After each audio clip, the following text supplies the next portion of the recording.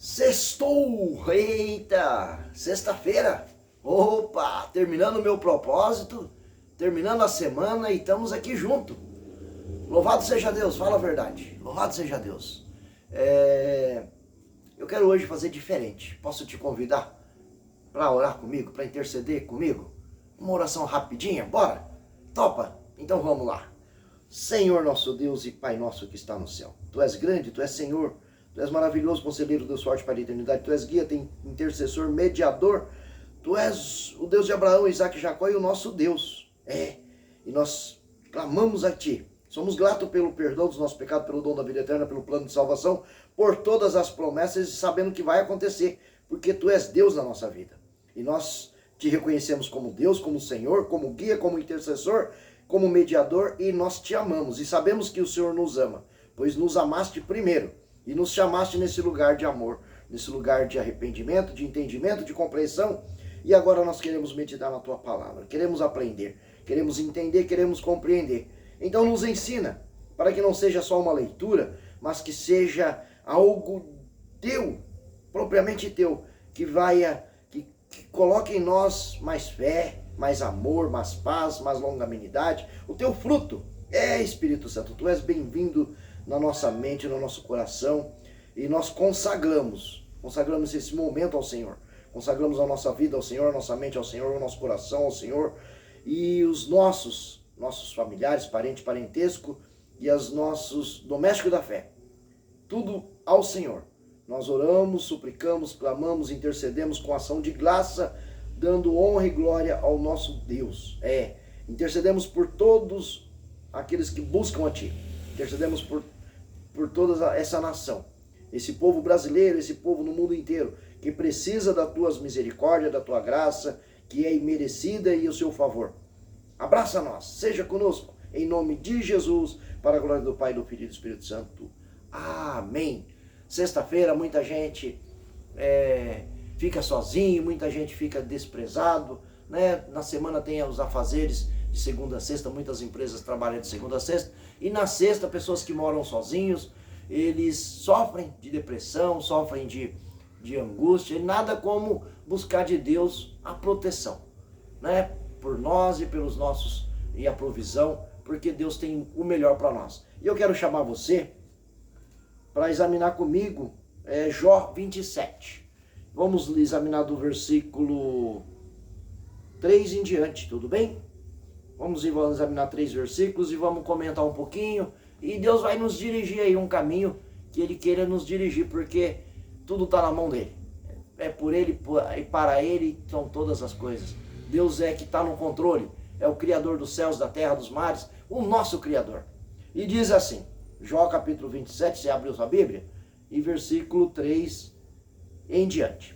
Diz assim a palavra: enquanto eu tiver vida em mim, o sopro de Deus em minhas narinas, meus lábios não falarão maldade, e a minha língua não proferirá nada que seja falso. Nunca darei razão a vocês, minha integridade não negarei jamais, até a morte. Manterei a minha retidão e nunca a deixarei, enquanto eu viver. A minha consciência não me repreenderá. Dizia aqui Jó. Jó era o homem mais rico do Oriente, era um grande homem na época. E aqui ele está num contexto de que ele tinha perdido já tudo. Ele era um homem abençoadíssimo, era um homem íntegro, era um homem justo, era um homem rico, era um homem próspero, era um homem que tinha experiências das mais variadas, de conquista, de vitórias, né?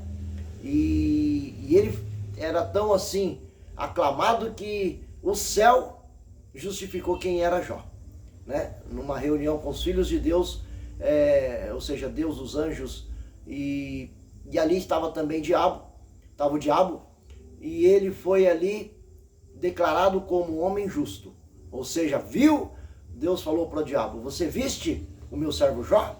Porque o diabo, quando Deus perguntou para ele: o que você está fazendo aqui? Ou seja, de onde você vem? E ele disse: de andar pela terra e passear por ela, né? Então o trabalho dele é fazer isso. E ele está aqui, está acolá, ele é um anjo. Um anjo caído, mas é um anjo. Não é onisciente, onipresente que nem Deus, não está em todo lugar ao mesmo tempo, mas ele tem as suas características, sua qualidade. E às vezes as pessoas pensam que o diabo não pode estar ali, não pode estar aqui, o diabo está preso, e tem esse entendimento. Infelizmente é um entendimento que não é um entendimento bíblico. Martinho Lutero dizia, um dos grandes evangelistas praticamente da nossa época, e ele dizia: o diabo é como um cachorro brabo preso na coleira de Deus. E de fato, né? E ele, ali na reunião com os filhos de Deus, ele também estava ali por perto, sondando. Esse é o trabalho dele. E quando Deus falou para ele: viste o meu servo Jó, homem íntegro, homem justo, e que se desvia do mal? E aí ele fala: também, tu abençoa todo o trabalho das mãos dele, tudo que ele faz, tu abençoa, tu faz prosperar. E ou seja, ele, como ele se dizia, ele te serve, né, porque ele é interesseiro, ou seja, ele te serve e tu dá em troca a benção, faz prosperar tudo que ele faz, né? Me diz você, quantas vezes pessoas já te julgaram? Quantas vezes as pessoas já falaram que você faz as coisas por interesse, né? Não pelo amor? Quantas vezes? Diz você aí, porque eu falo das minhas. Mas só Deus conhece de fato as nossas intenções. E se for para Hebreus 4:12, só a palavra conhece, né? Hebreus 4:12, a palavra de Deus é viva e eficaz, mais penetrante que uma espada de 2 gumes, que chega ao ponto de separar espírito da alma, juntas e medulas, e discerne intenções e pensamento. Ela nos revela. Ela revela nós para Deus e revela Deus para nós. É a palavra viva, a palavra de Deus, né? É a boca de Deus falando conosco. E fala conosco agora.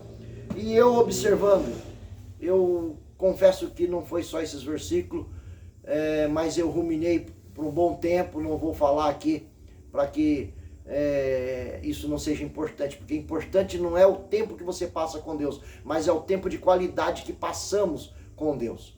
É o tempo de comunhão com o Senhor. É o tempo de comunhão que você passa com seus amigos, com sua família, né? Você tira um tempo, você sabe do que eu estou falando aqui.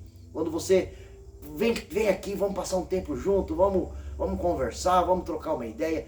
Né? É gostoso, não é? É coisa boa a gente tirar um tempo para ficar perto daquelas pessoas que a gente ama, que a gente gosta. Né? Porque não adianta eu falar porque eu gosto da pessoa, que eu valorizo a pessoa, se eu não tenho, de fato, esse tempo para ela. Né? Eu provo que eu amo a pessoa amando, ou seja, agindo. Então não adianta eu falar que eu amo Deus, mas se eu não tenho tempo para Deus, eu não estou tendo uma atitude de amor. E apesar que a palavra não é essa, mas a realidade é esta. E aqui Jó, ele chegou num tempo que ele olhou para si próprio, e aqui ele está conversando com a sua consciência. Ele está olhando para dentro de si e está falando: enquanto existir vida em mim, enquanto existir fôlego de vida em mim, eu vou desviar do mal. Não vou praticar mentira, não vou praticar falsidade. Não, e aí ele foi, enquanto tiver fôlego, então, porque Jó, os amigos de Jó chegou perto dele, e por 7 dias, vendo ele ali naquela condição lastimável, tinha perdido seus filhos, né? Tinha perdido a sua riqueza, tinha perdido seus bois, enfim. O homem mais rico do Oriente, o homem que era aclamado, em que os jovens tinham prazer de estar perto dele, os idosos, ou seja, todo mundo tinha ali vai o Jó, ali vai o homem mais rico, ali vai o homem sábio, ali vai o homem que ajuda todo mundo, ali vai o homem, né? E os amigos dele, chegou ali perto dele e olhou para aquela situação, né? Não está nesses capítulos, mas nesses versículos, mas está no livro de Jó, e que é um livro que eu aconselho a você meditar, ruminar, ler. É fantástico esse livro. E esse livro, como dizia Spurgeon, não é o Deus de Jó. Vamos aqui falar, não é o Deus de Jó. O Jó, o homem de fé, o homem de paciência, um homem que daqui a pouco a gente vai ver que ele foi um espetáculo, ou seja, a vida dele com propósito, ele chegou muito longe. Mas enfim, mas não é o Deus de Jó, não é o Deus dos heróis da fé, não é o Deus da Bíblia, mas o Deus que se apresenta a você todo dia, dizia Charles Spurgeon. Esse Deus você precisa conhecer, esse Deus você precisa reconhecer, esse Deus você precisa honrar e você precisa adorar e você precisa se entregar para Ele.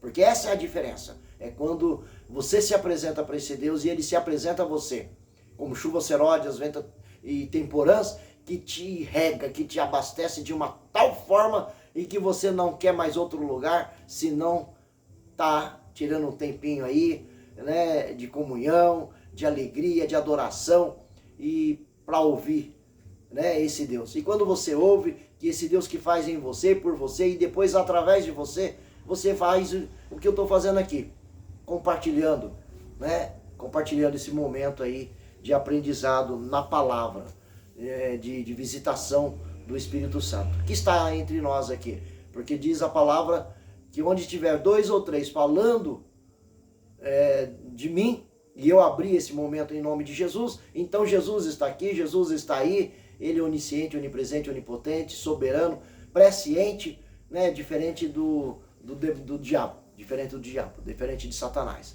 Esse é o nosso Deus, que está comigo aqui, está com você aí, e onde tem 2 ou 3 falando de Jesus, Ele está presente. E quando Ele está presente, Ele traz aquilo que é de seu caráter, que é a sua essência, né? Então, milagres acontecem, prodígios, maravilhas, alegrias, porque essa é a essência de Deus. E então Jó, eu ponderei vários eus. Eu creio que quando o diabo chegou ali, isso são minhas palavras, tá? Vou conjecturar aqui. Chegou ali para Jó, para Deus, né? O diabo estava lá, a conversa da reunião lá dos filhos de Deus e o diabo. Então o diabo chegou, fez ali a acusação contra Deus, que Jó servia a ele por interesse, que Jó, por conta dos benefícios, por isso continuava fiel. E ali Deus, creio que Deus, poxa, o diabo quer isso e eu quero aquilo. É mais ou menos o que aconteceu com Ana. Ana queria um filho e ela buscou a Deus por muito tempo e ela persistiu, foi perseverante e até que Deus, quando ela chegou num dado momento, ela falou: Deus, me dá um filho, porque se o Senhor me der um filho, eu vou oferecer ele para o Senhor. O Senhor vai me dar ele, vai me alegrar, me alegrar com Deus ser mãe, vai abrir, né, a minha madre e eu vou ser mãe, porque na época era vergonha a mulher estéril. E quando o Senhor me der, depois que o Senhor me deu, eu vou entregar ele para ser alguém de valor. Vai ser um sacerdote, vai ser um servo, vai ser um profeta. E assim ela cumpriu. E aí Deus falou: bom, agora ela chegou no que eu queria. Eu vou abrir o ventre, a madre dela, porque Israel está precisando, meu povo está precisando de alguém de valor, alguém de peso e alguém que vai me servir de verdade. Então, aí ele deu o filho Samuel, um dos grandes profetas de Israel, um servo do Senhor. Então, aqui aconteceu a mesma coisa. Então o diabo queria provar e falar que Jó não servia a Deus por amor, mas por interesse. E Deus queria tratar com Jó, né? Porque Jó, ele tinha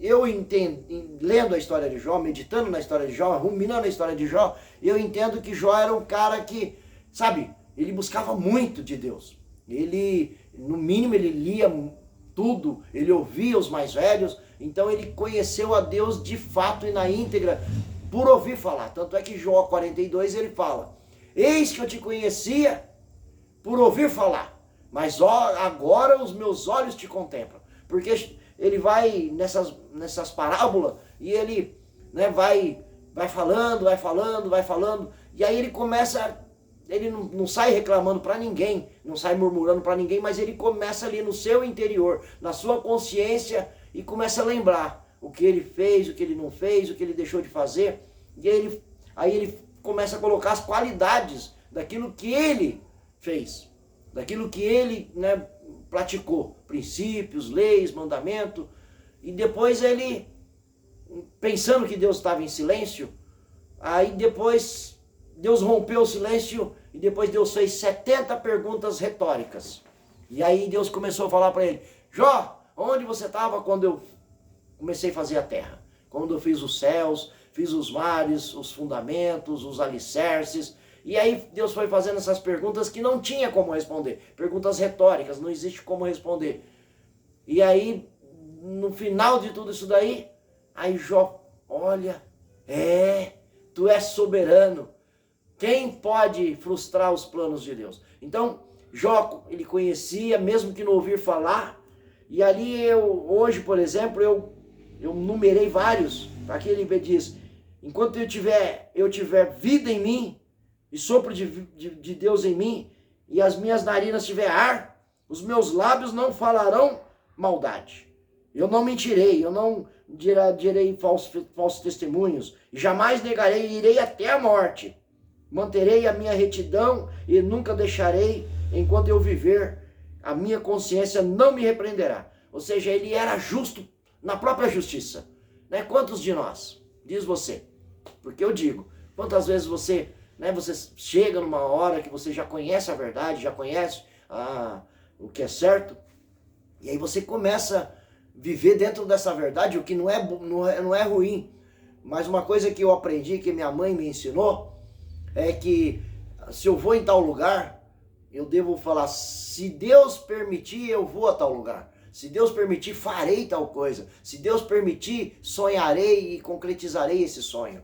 Então, mas Jó não, Jó aqui nesses momentos aqui, ele tudo era: eu vou fazer, eu vou conseguir, né? Então ele conhecia Deus, sabia dos princípios, ou seja, no mínimo ele praticava os mandamentos, e ele seguia esses princípios e sabia que existia uma aprovação de Deus, tanto é que ele foi justificado lá no céu, tanto é que quando os filhos dele saíam para farrear, ele na madrugada acordava para interceder sobre esses filhos, para sacrificar por esses filhos, e ele dizia: certamente se os meus filhos pecaram contra Deus, eu vou aqui sacrificar para que Deus perdoe eles e não pune eles.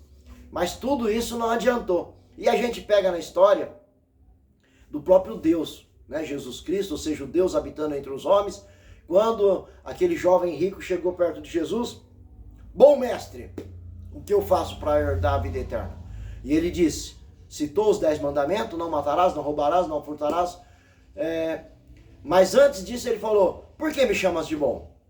Bom é só Deus que estás nos céus. Então o que Jesus, né? Se você for parar para pensar, poxa, quem era Jesus? Jesus era Deus. Jesus era bom? Claro. Jesus era perfeito? Claro. Jesus não tinha pecado? Claro. Claro que não tinha pecado, claro que era perfeito e claro que era bom. Mas quando ele foi chamado de bom, o que ele diz? Bom é Deus. Então, o que ele estava ensinando ali para nós? Que toda honra, toda glória pertence a Deus. E a palavra diz que Deus não divide a sua glória com ninguém. E Jó, ele tinha essa questão. Então, ele tinha o controle de tudo, e tudo era o eu, né? Vamos dizer aqui, né? Não julgando Jó, mas eu costumo dizer que a palavra nos julga. É a palavra que nos repreende, a palavra que nos admoesta, a palavra que nos leva ao lugar que Deus quer que a gente vá. E o Espírito Santo vai nos ensinando todos os dias. Então, Jó, ele tinha ali mais que um egocentrismo, né? Tanto é que os amigos de Jó chegam perto dele e vendo ali toda aquela situação, eles ficaram em silêncio por 7 dias, juntamente, né?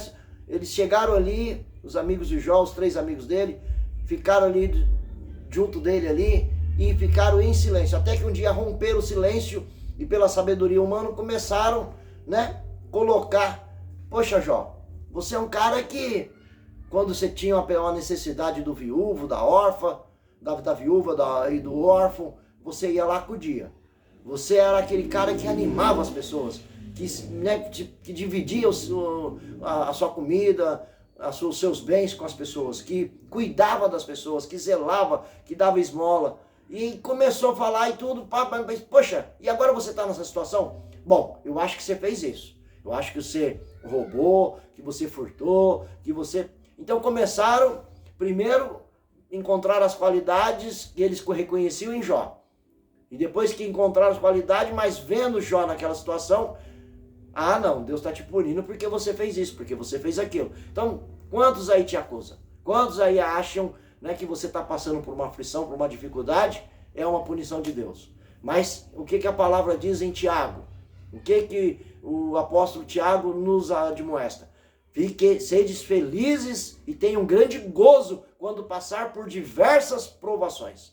Porque depois das provações verás bonança e você vai amadurecer mais, né? É como se, lógico que estou usando aqui as minhas palavras, não é as palavras porque para não ficar longo o vídeo, mas em Tiago a gente encontra exatamente isso, que as provações servem para nos provar. Assim como é provado o ouro, a prata, o metal, né? Se distrai da joia, a preciosidade e o maior valor dessa joia quando é provado, ou seja, quando passa pelo fogo, pela pressão, para que extraia o melhor dessa joia, maior valor. E assim não é na vida não é diferente na vida do cristão, na minha vida e na sua vida. Então Deus provou Jó ali e no final Jó conheceu de fato, como Spurgeon, né? Ele conheceu não o Deus que as pessoas comentavam, não o Deus que os antepassados deles falavam, não o Deus dos milagres na vida dos antepassados, mas aí ele conheceu o Deus na vida dele. E depois que ele conheceu, que ele reconheceu esse Deus e que ele foi mais íntimo de Deus nessa... Então o diabo na verdade trabalhou para Deus na questão do Jó. Então Deus precisava do Jó para escrever sobre a paciência, sobre a perseverança, sobre a retidão, ainda que no eu próprio, né, na força do homem. E Jó foi um homem justo, um homem fiel, um homem íntegro, um homem de paciência, um homem de fé na sua própria força. Ou seja, Jó, ele era, vamos dizer na nossa linguagem, ele era o cara. Ele era o cara. Ele provou que ele, com as suas forças, ele conseguiu chegar em tal lugar. Diferente do homem rico, do jovem rico lá. O jovem rico, quando Jesus falou para ele, então, sobre os 10 mandamentos, ele falou, mas tudo isso eu pratico desde a minha mocidade. Ou seja, ele era um cara de princípio e era um cara abençoado, porque ele era um jovem rico, ele praticava os princípios bíblicos, mas quando ele chegou em Jesus e disse, o que eu faço para herdar a vida eterna, significa que ele tinha uma falta, que ele tinha uma carência. Ainda que ele praticava todos os princípios, todos os mandamentos e era rico, mas quando ele questionou Deus, Jesus, que o que eu faço para herdar a vida eterna, significa que ele precisava de algo, significa que existia um vazio dele, como de fato, porque Eclesiastes diz que Deus depositou em nós o desejo pela eternidade, e há dentro de nós um vazio que só Deus preenche. Então, não se preocupe, se você não está satisfeito, não está preenchido com a sua riqueza, com o que você conquistou até hoje, de fato não vai ser preenchido nunca, porque só Deus vai conseguir preencher esse espaço vazio dentro de você, assim como naquele jovem rico. E aí Jesus disse, então tá bom, você já está no mais de meio caminho, venda tudo o que você tem e divide aos pobres e me siga. Aquele jovem rico baixou o semblante e foi embora. E aí Jesus disse, qual difícil é que o rico entra no reino de Deus. Então, mas ele era um rico, né? Porque me diz para mim, quantos ricos você conhece que não tem paz? Quantos ricos que você conhece que não tem Deus? Quantos ricos que você conhece que não tem alegria? Que não é aquela pessoa que dá prazer de estar perto dela. Ele só tem o dinheiro, porque ele é rico apenas de coisas. Ele é rico apenas de valores que perecem.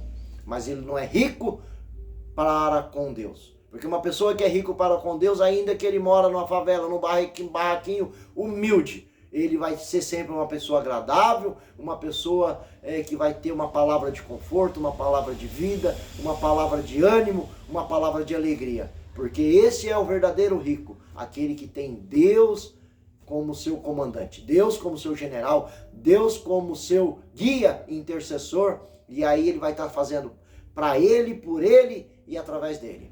Porque essa é a verdadeira riqueza e não existe outra, né? Diz aí, quantos ricos você já viu morrer? E quantos ricos conseguiu levar sua riqueza no seu caixão? No mundo dos mortos, você não consegue levar tudo que você adquiriu aqui.